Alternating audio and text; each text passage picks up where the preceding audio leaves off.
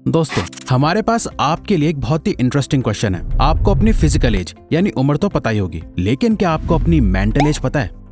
असल में आपकी उम्र और आपकी मेंटल एज में आपकी सोच से कई गुना ज्यादा फर्क होता है। तभी तो आपको शायद कभी ऐसा फील हुआ होगा कि आप अपनी एज से कुछ ज्यादा ही मैच्योर बिहेव करते हो या सोचते हो, या फिर हो सकता है कि कई बार आपके आसपास के लोग आपको बोलते हो कि आप अपनी एज के अकॉर्डिंग चाइल्डिश और बच्चों जैसा बिहेव करते हो। इसके पीछे का साइंटिफिक रीजन है आपकी मेंटल एज का कम या ज्यादा होना।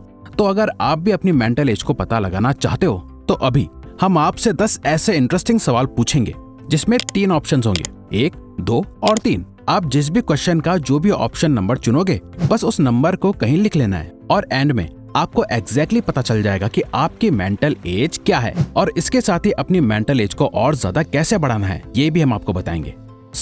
जब आपसे कोई गलती हो जाती है तो आप उस पर कैसे रिएक्ट करते हो? ऑप्शन 1, आप अपनी उस मिस्टेक को उतना सीरियसली नहीं लेते, उस पे हंसते हो और फौरन दूसरों से हेल्प मांगते हो। ऑप्शन 2, आप ये सोचने बैठ जाते हो कि आपसे ये मिस्टेक कैसे हो गई, या फिर ऑप्शन 3, आप एडमिट करते हो कि आपसे गलती हुई है और उसे फिक्स करने की कोशिश करते हो।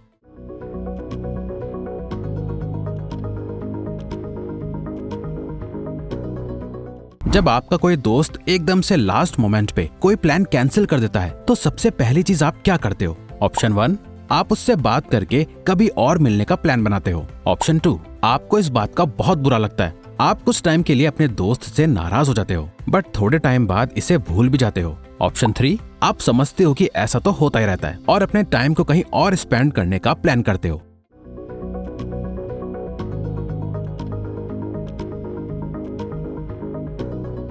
जब कोई आपसे गुस्सा होता है तो आप उससे कैसे डील करते हो? ऑप्शन 1, आप जोक सुनाकर या चीजों को लाइटली लेके उनके गुस्से को दूर भगाने की कोशिश करते हो। ऑप्शन 2, आप उसी मोमेंट में चीजें फिक्स करना चाहते हो। ऑप्शन 3, उनसे थोड़ा स्पेस ले लेते हो और बाद में आराम से बात करना पसंद करते हो।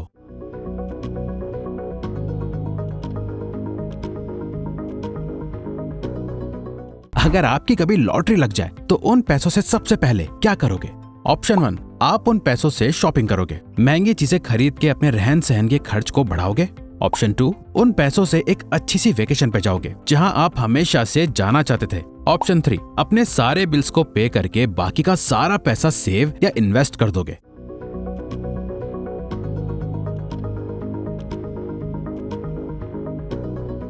आप 2 चीजों में से किसी एक को कैसे पिक करोगे? मान लो आप अपनी जॉब स्विच करना चाह रहे हो, आपके पास 2 ऑफर्स हैं और दोनों ही आपको इक्वली बराबर सैलरी पे कर रहे हैं, तो आप कैसे डिसीजन लोगे? ऑप्शन 1, आप किसी से राय लोगे और वो करोगे जिसे ज्यादातर लोग करने को बोल रहे होंगे। ऑप्शन 2, आप प्रोज और कॉन्स की एक लिस्ट बनाओगे और जिसमें ज्यादा फायदा होगा उसे चूज करोगे। ऑप्शन 3, आप सिचुएशन को अच्छे से एनालाइज करोगे, समझोगे, अपने पास्ट एक्सपीरियंस और फैक्ट्स के बेसिस पे कोई भी डिसीजन लोगे।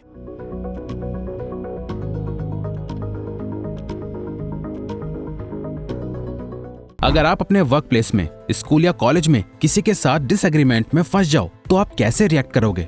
ऑप्शन 1, सामने वाले को अपनी बात मनवाने के लिए करेक्ट करने की कोशिश करोगे। ऑप्शन 2, अपने सुपरवाइजर या टीचर के पास जाके उनकी हेल्प मांगोगे। ऑप्शन 3, उस डिसएग्रीमेंट को एक्सेप्ट करके कॉम्प्रोमाइज करने की कोशिश करोगे।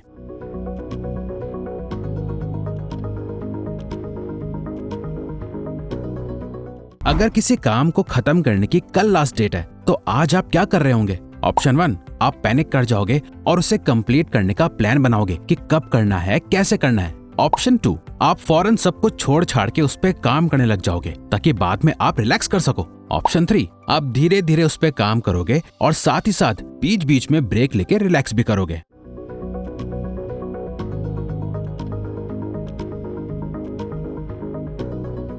अगर आपको मौका मिले अपनी किसी एक रिस्पॉन्सिबिलिटी से बचने का, तो आप किस रिस्पॉन्सिबिलिटी से बचना पसंद करोगे? ऑप्शन 1, आपको किसी चीज की केयर न करनी पड़े, आपकी हर एक चीज अपने आप ऑर्गेनाइज्ड रहे। ऑप्शन 2, अपने डे टू डे टास्क जैसे खुद कपड़े धोना, खाना बनाना, ड्राइव करने की रिस्पॉन्सिबिलिटी। ऑप्शन 3, अपने बिल्स पे करने की रिस्पॉन्सिबिलिटी।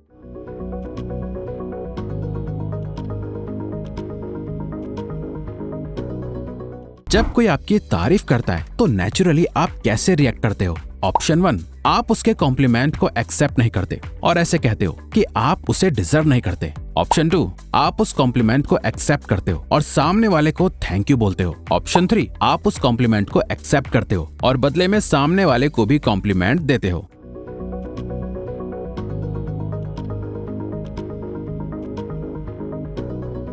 जब आप कभी खुद को शर्मिंदा फील करा देते हो तो उस पे आप कैसे रिस्पॉन्ड करते हो? ऑप्शन 1, आपको बहुत ज्यादा ही बुरा लगता है और हो सकता है कि आप रोने लग जाओ। ऑप्शन 2, सामने से ऐसे शो करते हो जैसे कुछ नहीं हुआ लेकिन अंदर ही अंदर आपको बहुत बुरा लग रहा होता है। ऑप्शन 3, आपको बुरा लग रहा होता है लेकिन आप अपनी फीलिंग्स को एक्नॉलेज करके रिलैक्स करते हो और ये समझते हो कि इससे लॉन्ग टर्म में कोई फर्क नहीं पड़ेगा।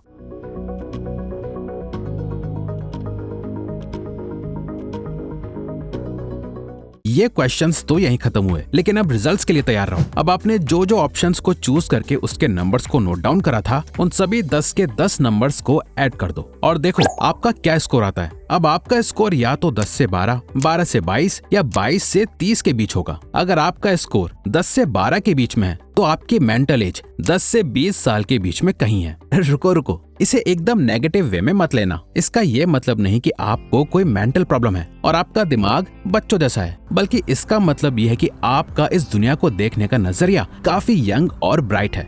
आप लाइफ को एक सीरियस वे में जीने के बजाय एक फन वे में जीना ज्यादा प्रेफर करते हो। बट ये बात एकदम फैक्ट है कि आपके अंदर पेशेंस और मैच्योरिटी की कमी है, जिस वजह से लोग आपको इमैच्योर या एक बच्चे की तरह ट्रीट करते होंगे या कर सकते हैं। वहीं अगर आपका स्कोर 12 से 22 के बीच में है तो आपकी मेंटल एज 20 से 40 साल के बीच में है। ये शो करता है कि आप लाइफ में कहीं ना कहीं स्ट्रगल कर रहे हो। चीजों को लेके आपकी समझ अच्छी खासी है लेकिन आपके डिसीजंस हर बार सही नहीं होते। आप लाइफ को बहुत सीरियस वे में जीना पसंद करते हो, जिस वजह से कई बार आप ज्यादा सेल्फ सेंटर्ड या सेल्फिश भी दिख के आते हो। अगर आपका स्कोर 22 से 30 के बीच है तो आपकी मेंटल एज एक 40 से 60 साल की उम्र वाले पर्सन के बराबर है। आपको सही गलत का पता है, क्या चीज आपके लिए सबसे ज्यादा वैल्यूएबल है और क्या नहीं, ये आप बहुत अच्छी तरह जानते हो। आप लाइफ को एक बैलेंस वे में जीना पसंद करते हो। कोई भी चीज आपको बहुत ज्यादा दुखी नहीं करती, ना ही आपको बहुत ज्यादा एक्साइट करती है। ये आपके एक मैच्योर नेचर को शो करता है। आपके आसपास के लोग भी आपको एक वाइज, मैच्योर और समझदार पर्सन की तरह ट्रीट करते हैं।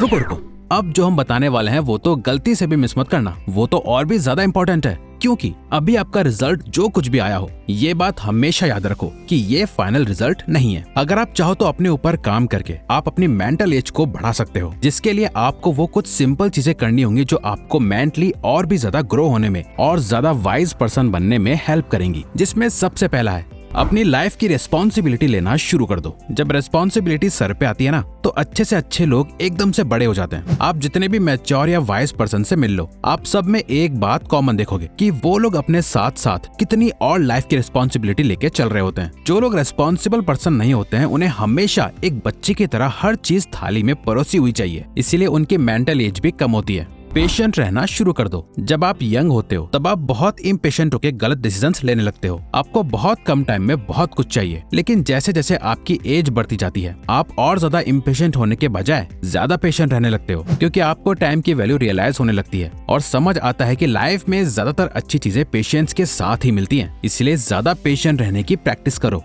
अपने इमोशंस को समझना और कंट्रोल करना सीखो। आपके इमोशंस आपको मेंटली ग्रो होने से रोकते हैं। बचपन में हमारे मन में जो आता था हम वो करना पसंद करते थे। आइसक्रीम खानी होती थी तो खा लेते थे, कोई खिलौने चाहिए होते थे तो रो रो के ले लेते थे। इसमें सही क्या गलत क्या कुछ मैटर नहीं करता था। लेकिन जैसे जैसे आपकी एज बढ़ती है, आपको चीजें क्या अच्छा लग रहा है क्या बुरा, इस पर्सपेक्टिव से नहीं, बल्कि क्या सही है और क्या गलत, इस पर्सपेक्टिव से करनी है। अपने लॉन्ग कमिटमेंट और प्रोमिसेस को बनाए रखना सीखो। जब एक मैच्योर और वाइज पर्सन कोई कमिटमेंट देता है या कोई प्रॉमिस करता है, तो वो इस बात का खास ख्याल रखता है कि वो अपने वर्ड्स की वैल्यू रखे। आप लाइफ में जो भी करने का डिसीजन लो, किसी से भी कोई प्रॉमिस करो, तो उसे बहुत सोच समझ के सिर्फ तभी करना जब आप हमेशा हमेशा के लिए उसकी रिस्पॉन्सिबिलिटी लेने के लिए तैयार हो। आप डिफरेंट ओपिनियंस की रिस्पेक्ट करते हुए बोलना कम सुनना ज्यादा पसंद करते हो। ज्यादा सुनने से और कम बोलने से आप ऑटोमेटिकली ज्यादा समझदार बनने लगते हो। आपके अंदर ज्यादा इन्फॉर्मेशन जाती है, आपकी नॉलेज बढ़ती है, जो आपको बेटर डिसीजंस लेने में हेल्प करती है। और वहीं इसी के साथ जब आप ये समझ जाते हो कि जरूरी नहीं है कि सबकी सोच आपकी सोच से मैच करे, बल्कि आपसे अलग ओपिनियंस होते हैं अलग अलग लाइफ एक्सपीरियंसेस के साथ,